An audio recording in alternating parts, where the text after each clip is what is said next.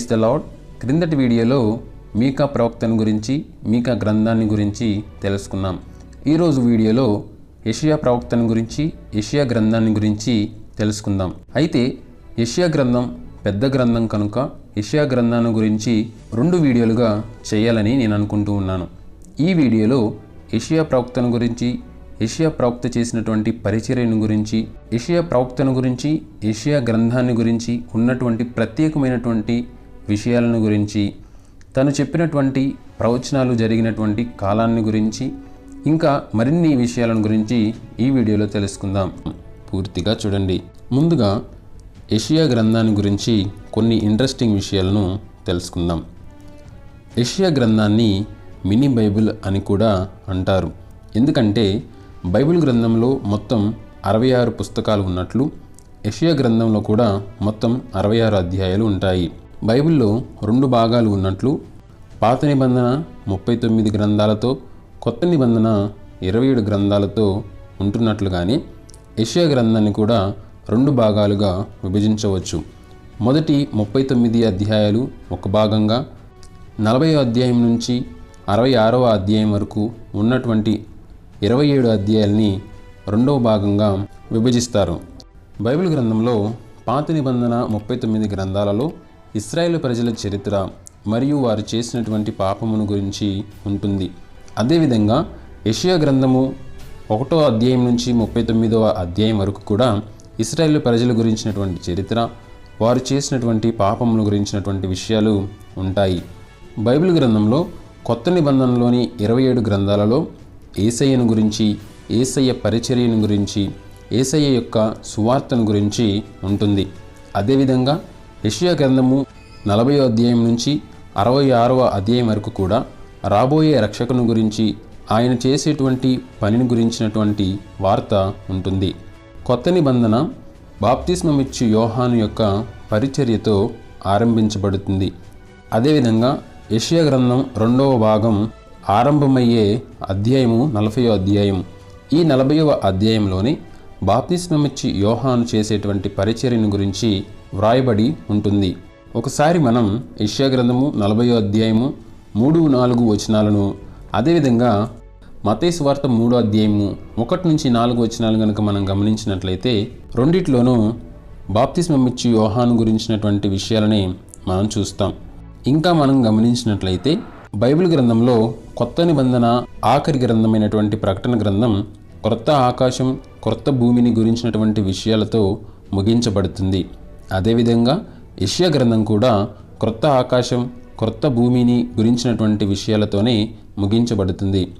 ఒకసారి మనం యెషయా గ్రంథము 66వ అధ్యాయము 22వ వచనాన్ని, ప్రకటన గ్రంథము 21వ అధ్యాయము మొదటి 3 వచనాలను కనుక మనం గమనించినట్లయితే ఈ రెండిట్లో కూడా మనము ఒకే అంశాన్ని పరిశీలిస్తాం.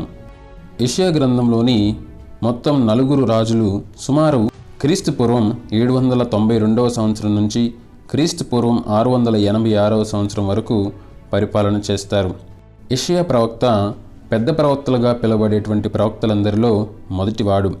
యెషయా ప్రవక్త ఐగుప్తు మరియు కూషు దేశం యొక్క భవిష్యత్తుకు సూచనగా 3 సంవత్సరాలు దిగంబరిగా నడుస్తూ ఉంటాడు అని యెషయా గ్రంథము 20వ అధ్యాయము 2-3 వచనాలలో మనం చూస్తాం. యెషయా ప్రవక్తను మెస్సయ్య ప్రవక్త అని కూడా అంటారు. మెస్సయ్య జననం గురించి, పరిచర్య గురించి, మరణం గురించి వ్రాసినటువంటి ప్రవక్త యెషయా ప్రవక్త. యెషయా ప్రవక్త దేవుని మహిమను చూసినవాడు అని యేసయ్య తన మాటలతో అనడం యోహాను సువార్త 12వ అధ్యాయము 41వ వచనంలో మనం చూస్తాం. 1947వ సంవత్సరంలో మృత సముద్రం దగ్గర ఉన్నటువంటి కుమ్రాన్ గుహలలో యెషయా గ్రంథం యొక్క మ్యానుస్క్రిప్ట్స్ లభిస్తాయి. ఆ గ్రంథము 24 అడుగుల పొడవు, 10 ఇంచుల ఎత్తు కలిగి 17 షీట్ల రూపంలో లభిస్తుంది. పాత నిబంధన ప్రవక్తలందరిలో యెషయా గ్రంథంలోని ప్రవచనాలే కొత్త నిబంధనలో అనేక సార్లు వ్రాయబడినట్లు బైబిల్ గ్రంథంలో మనం చూస్తాం. ఇలా చెప్పుకుంటూ పోతే ఎన్నో ప్రత్యేకతలు యెషయా గ్రంథానికి ఉంటాయి. అటువంటి గొప్ప ఆధిక్యతను దేవుడు యెషయా ప్రవక్తకు, యెషయా గ్రంథానికి ఇవ్వడాన్ని బైబిల్ గ్రంథంలో మనం గమనిస్తాం. ముందుగా యెషయా ప్రవక్త యొక్క జననాన్ని గనుక మనం గమనించినట్లయితే, యెషయా ప్రవక్త ఉజ్జియా రాజు కాలంలో యెరూషలేము ప్రాంతంలో జన్మిస్తాడు. యెషయా ఆమోజు యొక్క కుమారుడు అని యెషయా గ్రంథము 1వ అధ్యాయము 1వ వచనంలో మనం చూస్తాం. యెషయా అనే పేరునకు యెహోవా రక్షణ అని అర్థం. జూయిష్ ట్రెడిషన్ ప్రకారం యెషయా తండ్రి అయిన ఆమోజు యూదా రాజైన అమజ్యాకు సహోదరుడని చెప్పేవారు. అంటే యెషయా ప్రవక్త రాజు కుటుంబానికి చెందినటువంటి వ్యక్తిగా యూదులు పరిగణించేవారు. యెషయా యొక్క భార్య ఒక ప్రవక్తిని అని బైబిల్ గ్రంథంలో మనం చూస్తాం. ఆమెకు 2 కుమారులు పుట్టినట్లు, వారిలో పెద్ద కుమారుని పేరు షెయర్యాషూబు, చిన్న కుమారుని పేరు మహేర్షలాల్ హస్బజ్ అని యెషయా గ్రంథము 7వ అధ్యాయం 3వ వచనం, 8వ అధ్యాయము 3-4 వచనాలలో మనం చూస్తాం. యెషయా ప్రవక్త మొత్తం 4 యూదా రాజుల కాలంలో ప్రవచనాలను చెప్తాడు. ఆ రాజులు ఎవరనగా ఉజ్జియా, యోతాము, ఆహాజు, హిజ్కియా. సుమారుగా 40 సంవత్సరాలు ఈ 4 రాజుల కాలంలో యెషయా ప్రవచనాలను చెప్తాడు. ఇక యెషయా ప్రవక్త యొక్క పిలుపును గురించి కనుక మనం గమనించినట్లయితే, రాజైన ఉజ్జియా కాలంలో యూదా దేశం ధన బల సంపదల చేత బహుగా వృద్ధి చెందుతుంది. ప్రజలు ధనాపేక్షులై బేదలను బాధించేవారిగా, విగ్రహాలను పూజించేవారుగా ఉన్నప్పటికీ వారు దేవునిని అత్యాసక్తితో ఆరాధించడాన్ని, వారి యొక్క వేషధారణను యెషయా ప్రవక్త చూస్తాడు. ఇలాంటి సమయంలో యూదా రాజైన ఉజ్జియా మరణిస్తాడు. ఆ కాలంలోనే యెషయా యెహోవా యొక్క మహిమగల సింహాసనమును గురించినటువంటి దర్శనమును చూస్తాడు. ఆ సందర్భంలోనే దేవుని యొక్క పరిశుద్ధత ముందు తన పాపం గురించి, తన ప్రజల పాపం గురించి యెహోవా సన్నిధిలో చెప్పడాన్ని యెషయా గ్రంథము 6వ అధ్యాయంలో మనం చూస్తాం. ఆ విధంగా అప్పటి నుండి దేవుని కొరకు ప్రవక్తగా ఎన్నుకొనబడి దేవునికి రాయబారిగా ఉంటాడు. యెషయా ప్రవక్త యెషయా గ్రంథం కాకుండా మరో 2 గ్రంథాలు రాసినట్లు బైబిల్ గ్రంథంలో మనం చూస్తాం. అవేవనగా ఉజ్జియాను గురించినటువంటి గ్రంథం వ్రాసాడు అని 2వ దినవృత్తాంతాల గ్రంథం 26వ అధ్యాయము 22వ వచనంలో మనం చూస్తాం. అదేవిధంగా ఇశ్రాయేలు మరియు యూదా రాజుల గ్రంథాన్ని కూడా రాసినట్లు 2వ దినవృత్తాంతాల గ్రంథం 32వ అధ్యాయము 32వ వచనంలో మనం చూస్తాం. యెషయా ప్రవచించినటువంటి కాలంలోనే మీకా మరియు హోషేయ ప్రవక్తలు ప్రవచనాలను చెప్తారు.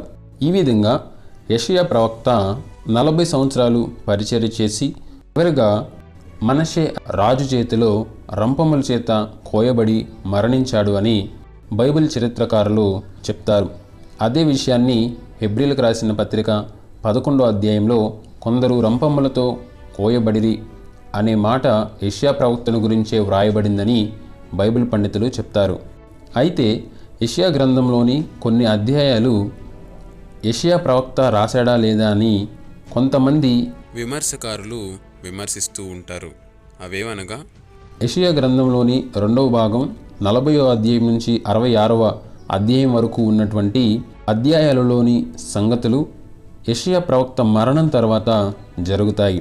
ఈ అధ్యాయాలలో యూదా ప్రజలు బబులోను చెర నుండి విడుదల పొందడాన్ని గురించి, యూదా ప్రజలను బబులోను చెర నుండి తిరిగి పంపించిన పర్షియా రాజైన కోరెషును గురించి, చెర తర్వాత జరిగినటువంటి సంఘటనల గురించి వ్రాయబడి ఉంటాయి. ఈ సంఘటనలన్నీ కూడా యెషయా ప్రవక్త చనిపోయిన కొన్ని శతాబ్దాలకు జరుగుతాయి. యెషయా గ్రంథము 44వ అధ్యాయము 28వ వచనం, యెషయా గ్రంథము 45వ అధ్యాయము 1వ వచనంలో మనం చూస్తాం. అందువలన కొంతమంది విమర్శవాదులు యెషయా గ్రంథంలోని 40వ అధ్యాయం నుండి 55వ అధ్యాయం వరకు బబులోను చెరలో ఉన్న ఒక వ్యక్తి రాసి ఉంటాడని, 56వ అధ్యాయం నుంచి 66వ అధ్యాయం వరకు ఉన్న అధ్యాయులు చెర తర్వాత ఉన్నటువంటి వ్యక్తి వ్రాసి ఉంటాడు అని, వాటన్నింటినీ యెషయా గ్రంథంలో చేర్చారు అని వాదిస్తారు. కానీ బైబిల్ పండితులందరూ దేవుడు ప్రవచన రూపంలో జరగబోయే వాటిని ముందుగానే తెలియచేస్తాడు అని, అందుకే వాటిని ప్రవచన గ్రంథాలు అంటారని, కాబట్టి యెషయా గ్రంథంలో వ్రాయబడ్డటువంటి సంగతులన్నీ యెషయా ప్రవక్త చనిపోయిన తర్వాత జరిగిన సంగతులే అయినప్పటికీ దేవుడు యెషయా ప్రవక్తకు బయలుపరచడాన్ని బట్టి భవిష్యత్తులో జరగబోయే వాటిని ముందుగానే వ్రాశాడు అని, కాబట్టి యెషయా గ్రంథం మొత్తం కూడా యెషయా ప్రవక్త ద్వారానే వ్రాయబడింది అని అనడానికి ఎటువంటి సందేహం లేదని బైబిల్ పండితులు నిస్సందేహంగా ఒప్పుకుంటారు. ఇది ఫ్రెండ్స్ ఈ వీడియోలో. నెక్స్ట్ వీడియోలో యెషయా గ్రంథాన్ని గురించి, యెషయా గ్రంథంలో ఉన్నటువంటి దేశాలను గురించి, యెషయా చెప్పినటువంటి ప్రవచనాలను గురించి, ఆ ప్రవచనాలను ఎలా అర్థం చేసుకోవాలి అనేటువంటి విషయాలన్నింటిని గురించి నెక్స్ట్ వీడియోలో తెలుసుకుందాం. ఈ వీడియో కనుక మీకు నచ్చినట్లయితే లైక్ చేయండి, షేర్ చేయండి. డిఎం చర్చ్ అనే ఈ ఛానల్ను సబ్స్క్రైబ్ చేసుకోండి. మీకు ఏదైనా సందేహం ఉన్నా, మరి ఏ ఇతర విషయాల గురించి తెలుసుకోవాలనున్నా కింద కామెంట్ బాక్స్లో అడగండి. Thank you. God bless you.